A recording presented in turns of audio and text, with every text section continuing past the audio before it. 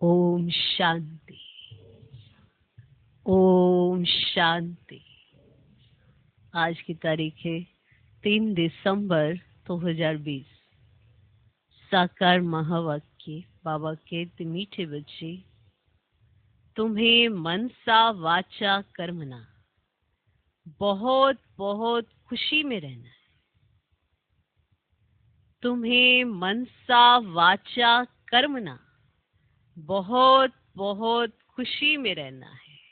माना वाचा में भी खुशी में रहना है। हमारी वाचा खुशी में जब होती है तो उससे शब्द बड़े अच्छे निकलते हैं।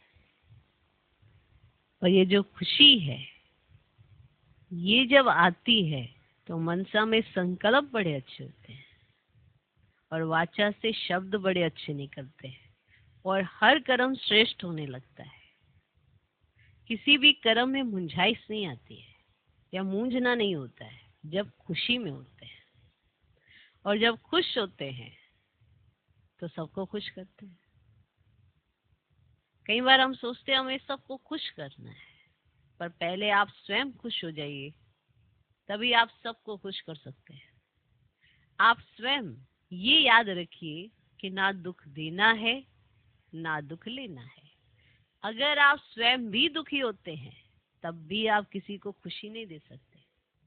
और स्वयं दुख उठाने के कारण आपके अंदर खुशी नहीं आती है तो आप देंगे कैसे? ये कोई आर्टिफिशियल या कोई स्थूल चीज तो है नहीं जो आप अपने पास यूज ना करके किसी को गिफ्ट कर सकते हैं। ये वो चीज है जो अगर आपके पास होगी तो ही आप दे सकते हैं, है ना। आपके पास भी इतनी पर्याप्त होनी चाहिए तो ही आप किसी को बांट सकते हैं। क्या है वो? खुशी। जो स्वयं खुश रहता है वो सबको खुश करता है। किसी को भी दुख नहीं देना है।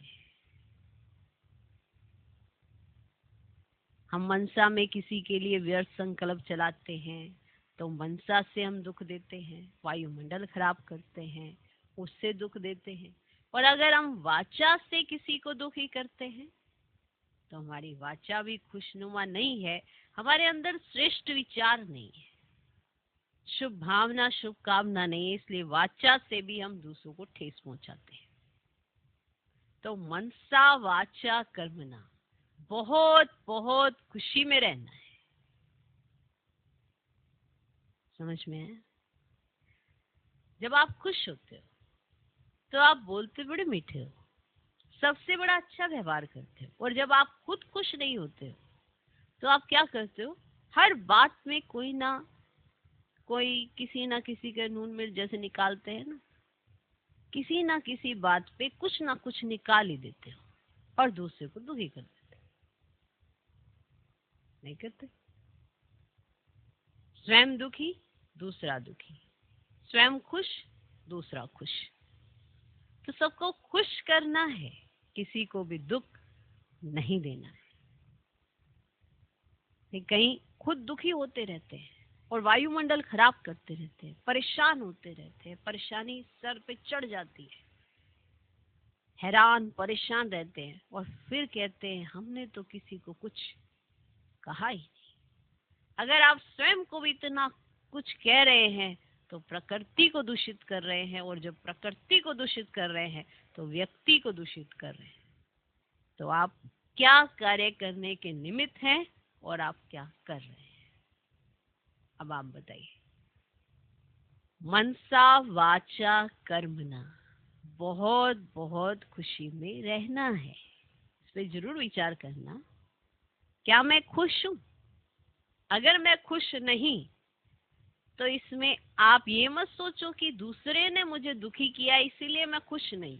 आप स्वयं ही स्वयं को दुख दे रहे हो, पाप कर रहे हो। और फिर अगर आप दुखी होंगे तो आप जरूर किसी ना किसी को दुखी करेंगे, जरूर, कैसे भी करेंगे, कोई भी बात में जरूर करेंगे। किसी ने सामने से कुछ कहा नहीं कहा, आप दुखी है ना किसी बात से, तो अगर आपसे कोई छोटा आ जाएगा सामने तो आप उस पर अपना कुछ ना कुछ निकालेंगे जरूर, क्योंकि आप दुखी हैं। और वहीं अगर आप खुश रहते हैं तो आप ये सोच तक भी नहीं सकते कि मेरी वजह से किसी को दुख होना चाहिए। कई बार हम ये कहते हैं कि हम तो सेवाएं बहुत करते हैं, सब मेरे से दुखी बड़े हैं, सब मेरे से बड़े दुखी हैं, इसलिए मैंने सेवा करना ही छोड़ दिया है। बड़ी विचित्र सी विडंबना है इस बात की कि माया भी देखो ब्राह्मण परिवार के बीच में कैसे जन्म लेती है। सेवाओं से हम खुश करते हैं, यज्ञ में अगर सेवाएं करते हैं तो खुशी का वायुमंडल बनाते हैं, लेकिन हमारी बुद्धि को इतना ग्रहण लग जाता है कि सही समय पर काम ही नहीं करती सही समझ। और हम क्या करते हैं, विपरीत सोचते हैं, और विपरीत सोचने के कारण खुद तो दुखी होते ही होते हैं, अपने आसपास जो भी इस संगठन में होते हैं, सेवाधारी होते हैं, सहयोगी होते हैं, साथी होते हैं, उनको भी किसी ना किसी बात पे टीका टिप्पणी करते रहेंगे और दुख देते रहेंगे। ये वाचा बहुत बड़ा काम करती है। इस वाचा से या तो आप किसी को खुश कर सकते हो, और इसी वाचा से आप ऐसे शब्दों का प्रयोग कर देते हो जो अंदर तक घायल कर देते हो। बहुत बड़ा पाप है। कई बार हम पाप की परिभाषा ना सिंगल एक पॉइंट में समझते हैं, लेकिन कितना गूढ़ रहस्य है जिसकी वजह से हम सारे नंबरवार हो जाते हैं कि छोटी छोटी ऐसी गलतियां जिसकी वजह से हमारा जो व्यक्तित्व देवताई होना चाहिए वो नहीं बन पाता। हम देवताओं जैसी चलन नहीं चल पाते, हम दैवी गुणों से व्यवहार नहीं कर पाते, और कारण दूसरों को बना देते। हम चार बातें सुन नहीं पाते, इसलिए हम चुप्पी साध लेते हैं और अंदर कुछ ना कुछ बोलते रहते हैं, वायुमंडल को दूषित करते रहते हैं, प्रकृति को नुकसान पहुंचाते रहते हैं। और फिर बाय चांस अगर चांस मिलता है तो पलटवार भी जरूर करते हैं, और फिर भी कहते हैं अपने अंदर, हम तो किसी को कुछ नहीं कहते, सब मुझे ही कह के क्यों चले जाते हैं। चलो, आपको कोई कह के चला जाता है, आपको कोई आपसे व्यवहार भी अच्छा नहीं है, उसका कर्म उस पे छोड़ो। आप उसके कर्म में क्यों आ रहे हो? उसको आपसे प्रॉब्लम है, आपको किसी से प्रॉब्लम नहीं है, तो अपना चिंतन शुद्ध रखो, आप सबसे व्यवहार अच्छा करो, फिर देखो खुशी कैसे जन्म लेती है। वो खुशी ही सबके बीच में होनी चाहिए, पर वो नहीं होती है। इसीलिए कहा जाता है किसी को दुख नहीं देना। कई बार धारणाओं के ऊपर भी कई बच्चे सोच लेते हैं, हम अशुद्ध भोजन नहीं खाते ना, तो हमारे साथ के सगे संबंधी बड़े नाराज हो जाते हैं। ये भी दुख देना है क्या? हम शादी नहीं कर रहे हैं ना, तो हमारे माता पिता बड़े दुखी हो जाते हैं, और बाबा ने कहा किसी को दुख नहीं देना। माना विपरीत कैसे माया सोचवा देती है, यही नहीं समझ आता। धारणाएं, श्रेष्ठ विचार, श्रेष्ठ जीवन, और उस पे विघ्न तो आएंगे ही। दैवी गुणों के संस्कार, उसके लिए पहले अवगुण तो गोते खाएंगे ही, हर चीज सामने आएगी। फिर भी हम क्या करते हैं, एक छोटी बुद्धि से ये सोच लेते हैं हम ऐसा कर रहे हैं ना, इसीलिए ये सब दुखी हैं। तो अब हम क्या करते हैं, अपनी धारणाओं को थोड़ा ब्रेक कर देते हैं ताकि सुख दे सके। बाबा ने भी तो कहा है। कैसे विपरीत बुद्धि हो जाते हैं। ऐसे ही ये है जब दुनिया के साथ व्यवहार में ऐसे आते हैं, ये है। और जब हम संगठन में साथ में रहते हैं तो विपरीत कैसे माया हमको सोचवा देती है कि तुम ना आज के बाद किसी के साथ ना बातचीत ठीक से नहीं करना, क्योंकि सब तो तेरे से दुखी ही होते रहते हैं। चुप्पी साध लो, हे आत्मा चुप्पी साध लो। अब बताओ, व्यवहार सुधरेगा या बिगड़ेगा? बताओ, व्यवहार सुधरेगा बिगड़ेगा? जो स्थिति बन रही थी कि अगर भले किसी ने कुछ भी कहा हो, पलटवार नहीं किया और एक शब्द भी किसी को कभी नहीं कहा, तो उससे आपका जो रिकॉर्ड बनता है वो परमात्मा के रजिस्टर में नंबर 1 होता है। आपको रिकॉर्ड किसके में चाहिए? पूछिए ना अपने आप से। देख तो वो भी रहा है ना आपको, देख आप भी रहे हो और देख आसपास के लोग भी रहे हैं। अगर आपका रिकॉर्ड परमात्म रजिस्टर में ठीक है और 4 बातें अगर सुननी भी पड़ गई और सहन शक्ति का प्रत्यक्ष प्रमाण दिया, तो रिकॉर्ड हमेशा के लिए सबकी नजर में भी अच्छा होगा। यही आधार होता है मनसा वाचा कर्मणा खुश रहने का। जब आप श्रीमत का आधार पकड़ के खुश रहना चाहते हैं तो विघ्न आएंगे, क्योंकि आसुरी प्रवृत्तियां भी साथ में हैं, अशुद्ध वृत्तियां भी साथ में रहती हैं, तो विघ्न तो खड़ा करेंगी करेंगी। लेकिन आपको याद रहना चाहिए कि आप क्या बनने के लिए आए हो। आप वो कैरेक्टर बिल्कुल नहीं अपनाना जो बिल्कुल अपोजिट होता है। उससे ना यज्ञ में संगठन में चल सकते हैं, ना आपस में रह सकते हैं। विपरीत सोचना बहुत सहज होता है, श्रेष्ठ सोचना उतना ही कठिन होता है, कारण कि हमारे अंदर ज्ञान और योग की कमी होती है।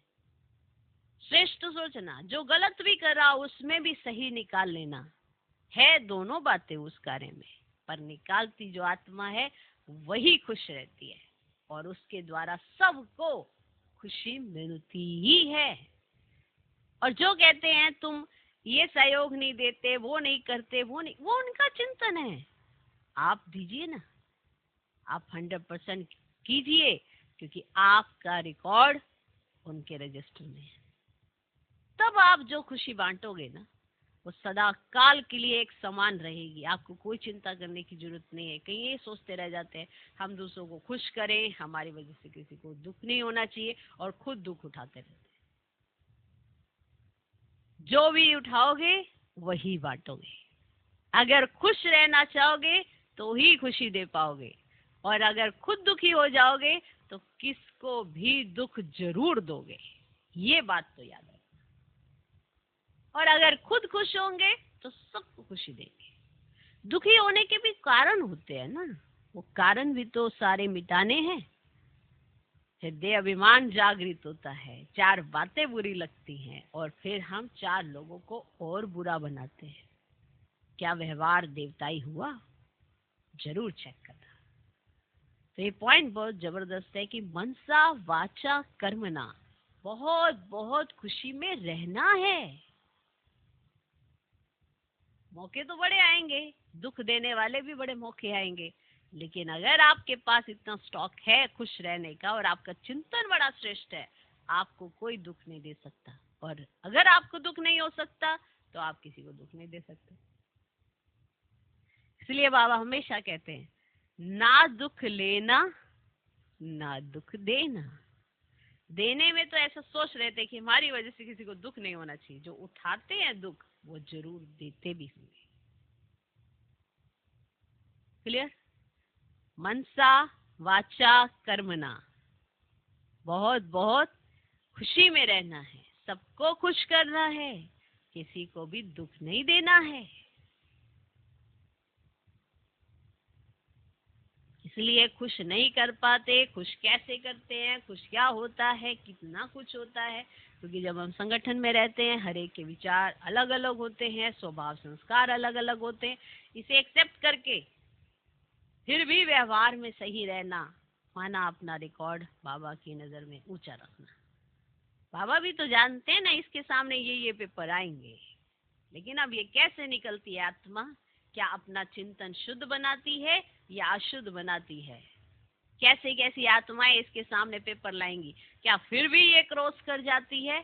ये सब रिकॉर्ड बाप दादा के पास रहता है। तो जब हमारे चेहरे से मुस्कुराहट जाएगी नहीं, तभी तो दिखाई देगा कि ये खुश रहते हैं और सबको खुश करते हैं। ओके, तो किसी को भी दुख नहीं देना। आज का प्रश्न, डबल अहिंसक बनने वाले बच्चों को कौन सा ध्यान रखना है? डबल अहिंसक बनने वाले बच्चों को कौन सा ध्यान रखना है? हम डबल अहिंसक बन रहे हैं, सिर्फ अहिंसक नहीं, हम डबल अहिंसक बन रहे हैं। बनने वाले बच्चों को कौन सा ध्यान रखना है?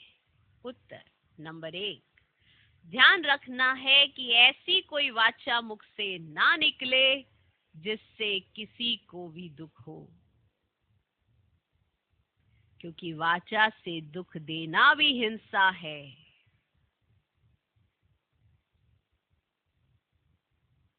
ध्यान रखना है कि ऐसी कोई वाचा मुख से ना निकले जिससे किसी को भी दुख हो, क्योंकि वाचा से दुख देना भी हिंसा है। अगर आप शब्दों के बाण मारते हो तो ये भी आप हिंसा करते हो। कितना श्रेष्ठ जीवन आप बना सकते हो सही मायने में, लेकिन फिर भी आप वो नहीं करते जो आपको करना चाहिए।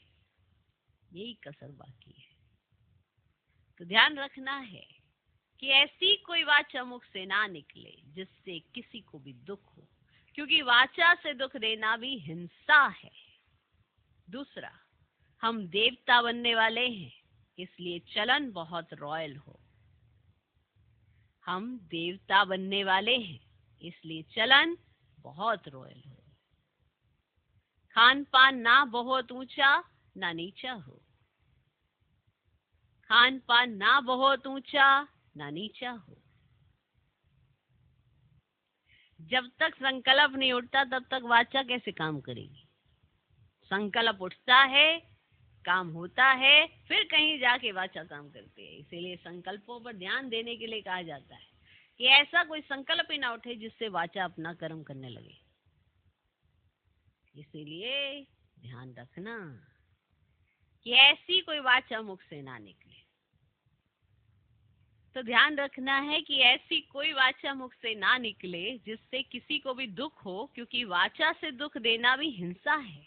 दूसरा, हम देवता बनने वाले हैं, इसलिए चलन बहुत रॉयल हो। खान पान ना बहुत ऊंचा ना नीचा हो।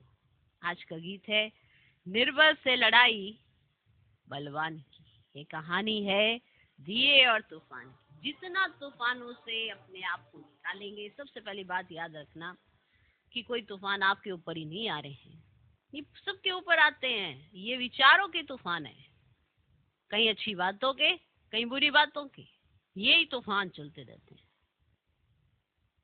तो निर्बल कौन, बलवान कौन, ये तो जब युद्ध होता है तब पता चलता है। एक सेकंड लगता है अपने आप को निर्माणचित बनाए झुका के, और अपनी वाचा का गलत इस्तेमाल ना करके, हिंसा ना करके, दूसरे के दिल में जगह बनाने के लिए। तब हम खुश करते हैं दूसरों।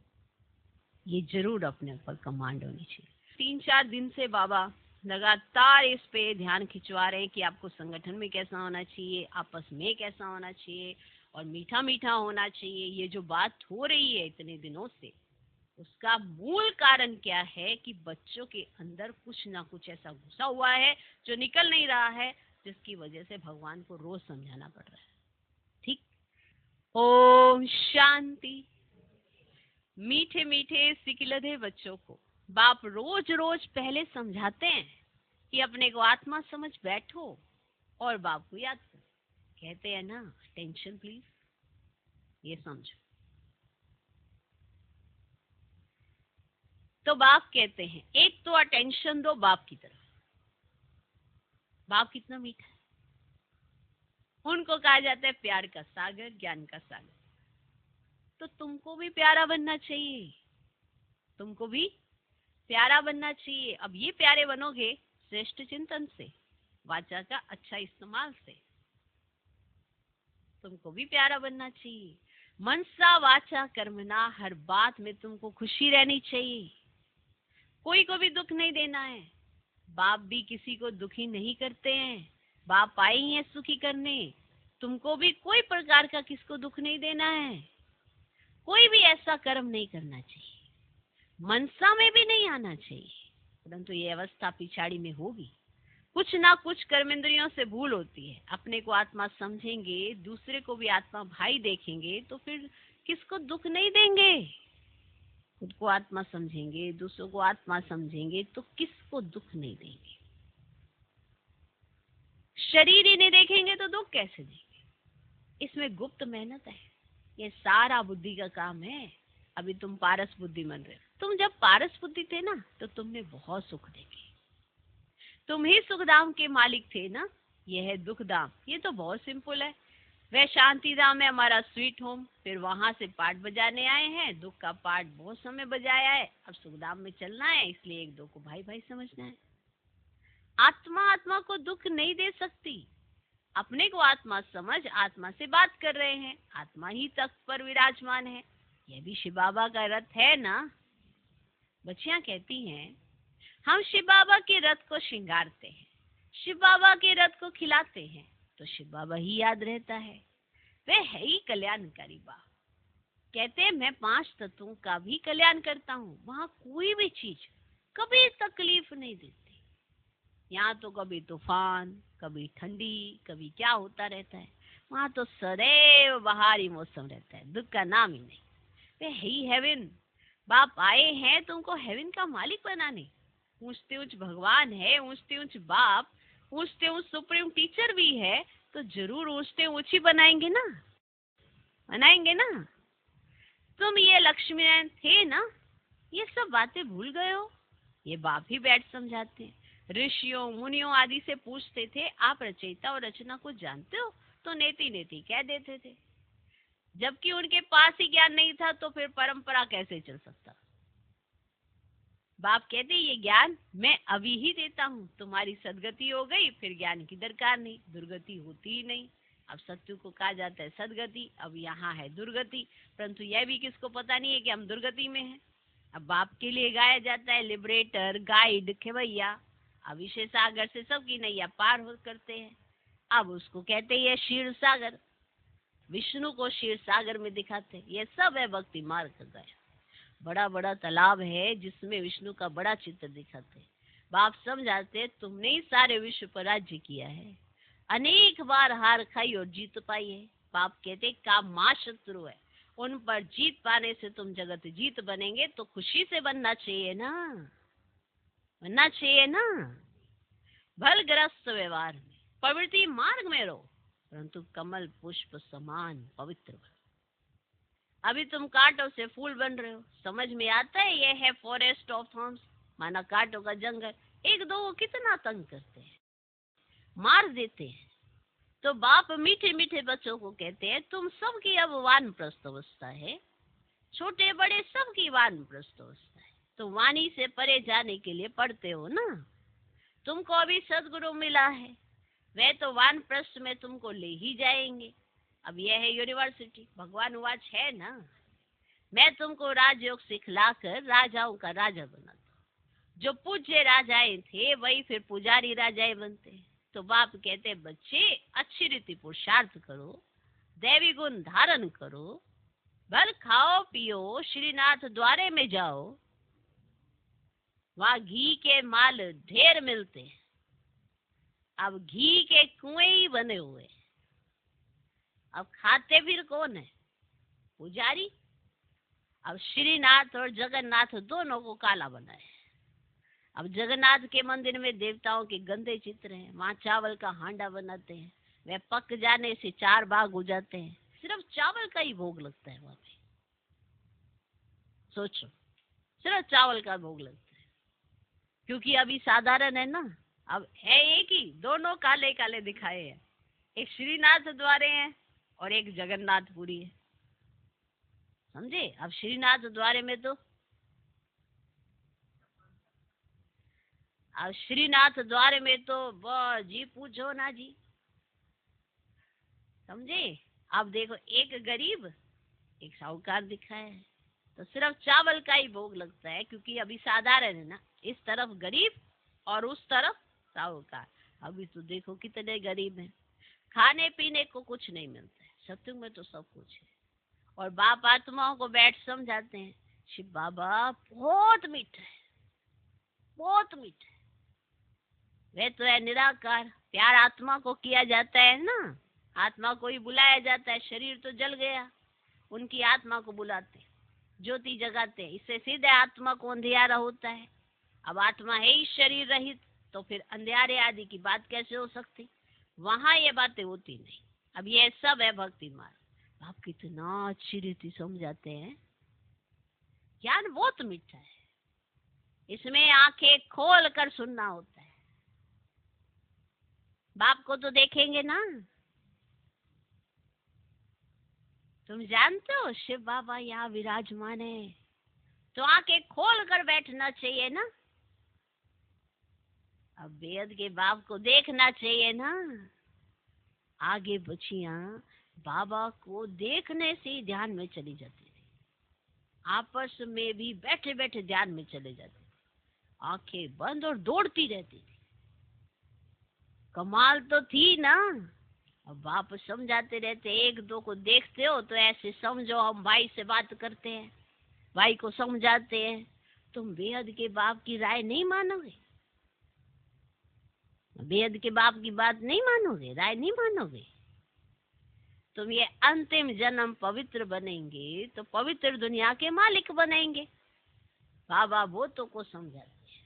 कोई तो फट से कह देते बाबा हम जरूर पवित्र बनेंगे, पवित्र रहना तो अच्छा है। कुमारी पवित्र है तो सब उनको माथा टेकते हैं, शादी करती है तो पुजारी बन पड़ती है, सबको माथा टेकना पड़ता है। तो प्योरिटी अच्छी है ना। अब प्योरिटी है तो पीस प्रॉस्पर्टी है, सारा मदार पवित्रता में। अब बुलाते भी तो है ना कि हे पतित पावन ना, पावन दुनिया में रावण होता ही नहीं, वे है ही राम राज्य, सब शीर खंड रहते हैं। कैसे रहते?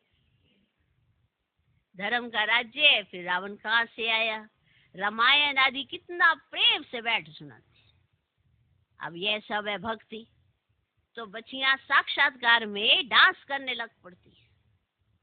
सच की बेड़ी का तो गायन है, हिलेगी लेकिन डूबेगी नहीं। और कोई सत्संग में जाने की मना नहीं करते, यहाँ कितना रोकते हैं। बाप तुमको ज्ञान देते हैं, तुम बनते हो बीके। अब ब्राह्मण तो जरूर बनना है, बाप है ईश्वर की स्थापना करने वाला, तो जरूर हम भी स्वर्ग के मालिक होने चाहिए। हम यहाँ नर्क में क्यों पड़े? अभी समझ में आता है कि आगे हम भी पुजारी थे, अभी फिर पूज्य बनते 21 जन्मों के लिए। अब 63 जन्म पुजारी बने, अभी फिर हम पूज्य स्वर्ग के मालिक बनेंगे। अब ये है नर से नारायण बनने की नॉलेज। अब भगवान उवाच मैं तुमको राजाओं का राजा बनाता हूँ। पतित राजाए पावन राजाओं को नमन वंदन करते हैं। हर एक महाराजा के महलों में मंदिर जरूर होगा, वह भी राधे कृष्ण का या लक्ष्मी नारायण का या राम सीता का। आजकल तो गणेश हनुमान आदि के भी मंदिर बनाते रहते हैं।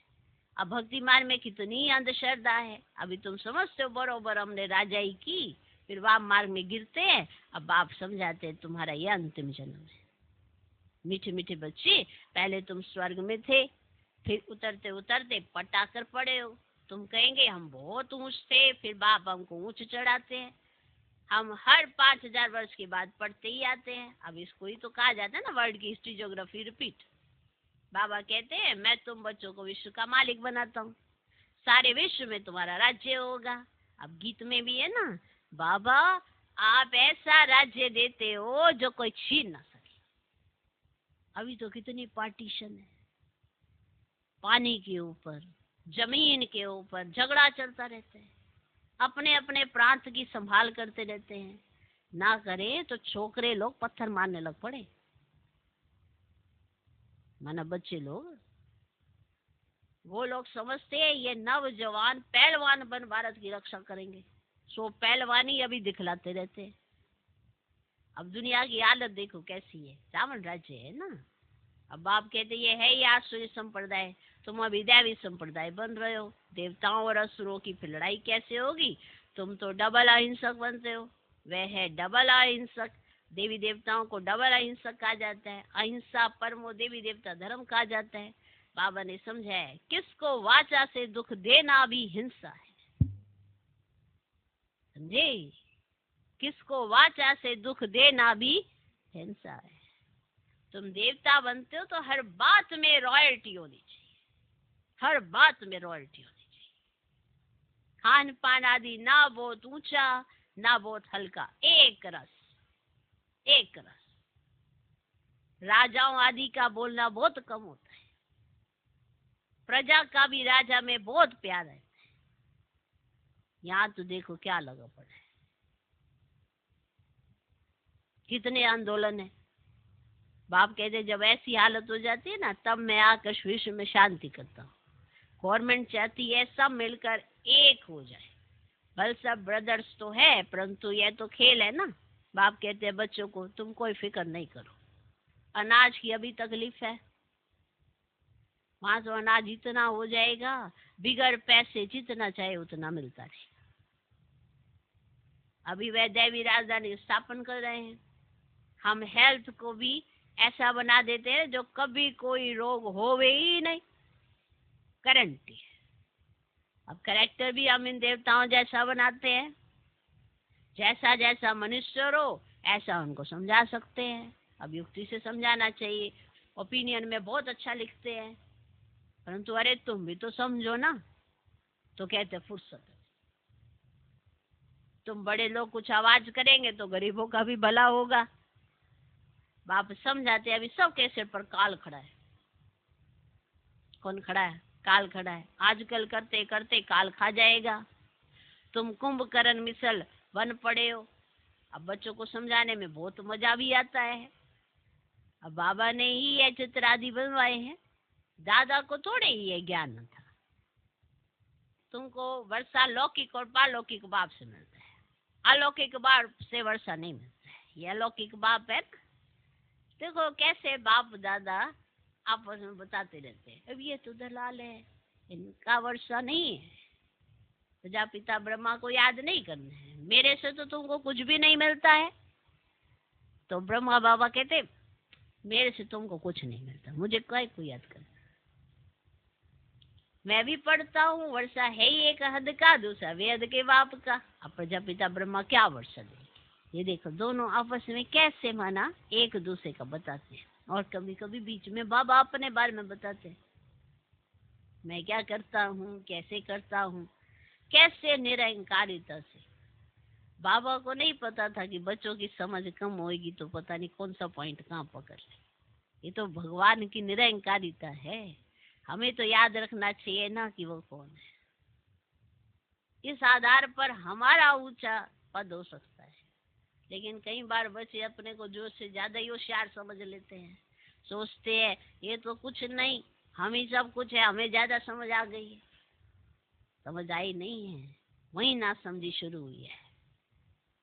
तो देखो तो सही बाबा कैसे अपने आप को निर्माण चित्त बनाते, कैसे निरंकारिता है। ये देखकर हमको ऑब्जर्व करना चाहिए, ये सीखना है, क्योंकि वो मनुष्य तन है, वो करके दिखा रहे हैं, तो हमको उनसे सीखना होता है। इस नजर से देखना आना चाहिए। भगवान वो है जो हम सबको एक समान पढ़ाते हैं, ये वो है जो भगवान का पढ़ा हुआ समझ जाते हैं। और हमारे सामने इस मनुष्य तन ने, जिसमें ब्रह्मा बाबा बैठे हैं, इन्होंने प्रैक्टिकल करके दिखाया है। हमको इनके कर्मों से सीखना है। सिर्फ ये नहीं राग अपनाते रहना कि अरे ये तो भगवान के साथ है, ये तो भगवान है, पर इन्होंने पुरुषार्थ किया है। हमें वो पुरुषार्थ सीखना है, तब जाके हमारे जीवन में भी परिवर्तन आएगा। क्योंकि जब सीखने की बात आती है तो हम इन्हें भगवान बना देते हैं, और वैसे कुछ सुनाने की बात आती है तो हम इन्हें इंसान बना देते हैं कि बाबा ऐसे कैसे, ऐसे कैसे। तो समझना तो चाहिए ना कि ब्रह्मा बाबा आखिर है कौन? रथ है। कितनी निरंकारिता से ये कहते ये तो दलाल है, तुम्हारी मुलाकात तो शिव बाबा से है। कैसे अपने को न्यारा और प्यारा कर देते। समझो और फिर देखो, इनके कर्मों से सीखने की कोशिश करो, तब जाके हम ऐसे बन पाएंगे। प्रजापिता ब्रह्मा को याद नहीं करना है, मेरे से तो तुमको कुछ भी नहीं मिलता है। मैं भी पढ़ता हूँ, वर्षा है ही एक हद का, दूसरा बेहद के बाप का। प्रजापिता ब्रह्मा क्या वर्षा देंगे? बाप कहते मामेकम याद करो, ये तो रथ है ना, रथ को तो याद नहीं करना है ना। पूछते ऊंच भगवान का जाता है, याद नहीं करना है, रिगार्ड रखना है। इतना रिगार्ड की बस क्या कहते। और जिसके प्रति रिगार्ड होता है वो जो कहते हैं वो समझ में आ जाता है, और वो फिर हमारे जीवन में बहुत सहजता से उतर जाएगा। तो बाप आत्माओं को बैठ समझाते हैं, आत्मा ही सब कुछ करती है ना। एक खाल छोड़ दूसरी लेती है, जैसे सर्प का मिसाल है। भ्रमरी भी तुम हो, ज्ञान की बू बू करो, ज्ञान सुनाते सुनाते तुम किसी को भी विश्व का मालिक बना सकते हो। बाप जो तुम्हें विश्व का मालिक बनाते, ऐसे बाप को क्यों नहीं याद करेंगे?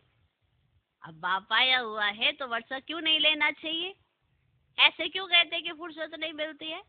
अच्छे अच्छे बच्चे तो सेकंड में समझ जाते हैं कि हमको क्या करना है, क्या नहीं करना है, हमको कैसा होना चाहिए। अच्छे अच्छे बच्चे तुरंत समझ जाते हैं। बाबा ने समझा है मनुष्य लक्ष्मी की पूजा करते हैं। अब लक्ष्मी से क्या मिलता है और अम्बा से क्या मिलता है? लक्ष्मी तो है स्वर्ग की देवी, उनसे पैसे की भीख मांगते हैं। अम्बा तो विश्व का मालिक बनाती है, सब कामनाएं पूरी कर देती है। श्रीमत द्वारा सब कामनाएं पूरी हो जाती है।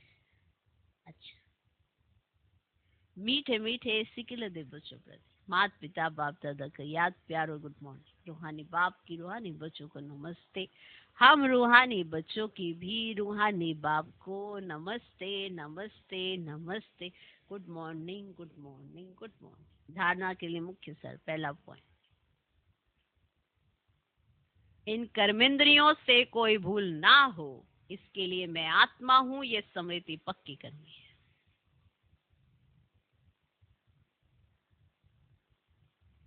इन कर्मेंद्रियों से कोई भूल ना हो, इसके लिए मैं आत्मा हूं, ये स्मृति पक्की करनी है। शरीर को नहीं देखना है, एक बाप की तरफ अटेंशन देना है। शरीर को नहीं देखना है, एक बाप की तरफ अटेंशन देना है। क्या कह रहे हैं बाबा? ध्यान जरूर देना, नहीं तो परिवर्तन नहीं आएगा।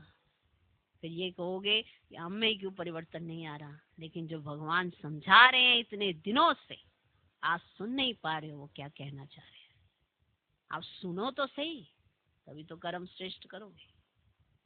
तो शरीर को नहीं देखना है, एक बाप की तरफ अटेंशन देना है। दूसरा पॉइंट, अभी वानप्रस्थ अवस्था इस देवानी से परे जाने का पुरुषार्थ करना है, पवित्र जरूर बनना है।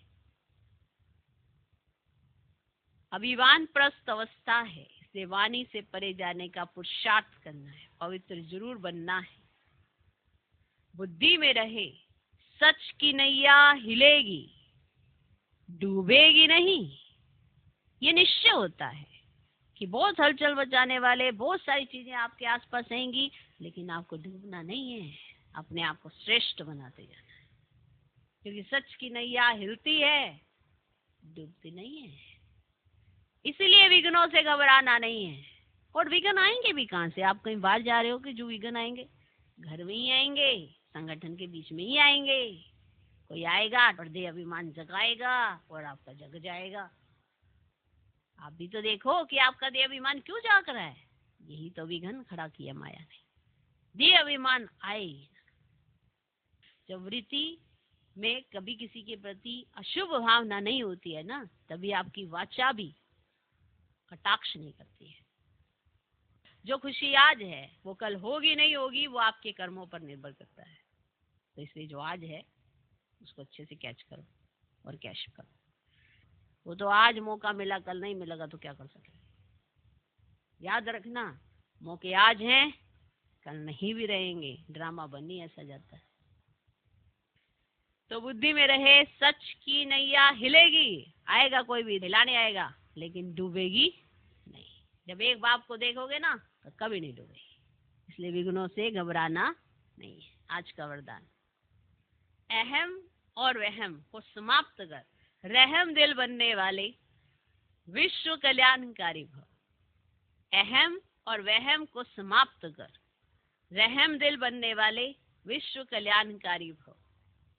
कैसी भी अवगुण वाली, कड़े संस्कार वाली, कम बुद्धि वाली, सदा गलानी करने वाली आत्मा हो, लेकिन जो रहम दिल विश्व कल्याणकारी बच्चे हैं वे सर्व आत्माओं के प्रति लॉफुल के साथ लवफुल होंगे। है ना, लॉ तो रखेंगे ही, लेकिन साथ साथ वो लवफुल भी होंगे, चाहे कैसी भी आत्मा उनके सामने आ जाए। कभी इस वहम में नहीं आएंगे कि यह तो कभी बदल ही नहीं सकते, यह तो है ही ऐसे, या यह कुछ नहीं कर सकते, मैं ही सब कुछ हूँ, यह कुछ नहीं है। इस प्रकार का अहम और वहम छोड़ कमजोरियों व बुराइयों को जानते हुए भी क्षमा करने वाले रहम दिल बच्चे ही विश्व कल्याण की सेवा में सफल होते हैं। जहाँ भी आप सेवा करते हैं हर तरह के संस्कारों वाली आत्मा होती है, और आप किस तरह से डील करते हैं, मेन बात तो यही पे होती है। आपको मालूम है सबके अंदर ये कमजोरियां है, सबके अंदर ये बुराइयां हैं, लेकिन ये मत सोचो कि वो बदल नहीं सकता, क्योंकि क्या पता कौन सा पॉइंट उसको लग जाएगा और उसके जीवन का सदा काल के लिए परिवर्तन हो सकता है। मुझे तो ये लगता है जिसको आज आप कम पुरुषार्थी समझ रहे हो, क्या सा पॉइंट पकड़ ले हो और अब तेवर पुरुषार्थी बन, क्या कह सकते। तो इस प्रकार का अहम और वहम छोड़ कमजोरियों व बुराइयों को जानते हुए भी क्षमा करने वाले रहम दिल बच्चे ही विश्व कल्याण की सेवा में सफल होते हैं। आज का स्लोगन, जहां ब्राह्मणों के तन मन धन का सहयोग है वहां सफलता साथ है। जहां ब्राह्मणों के तन मन धन का सहयोग है वहां सफलता साथ है। ओम शांति।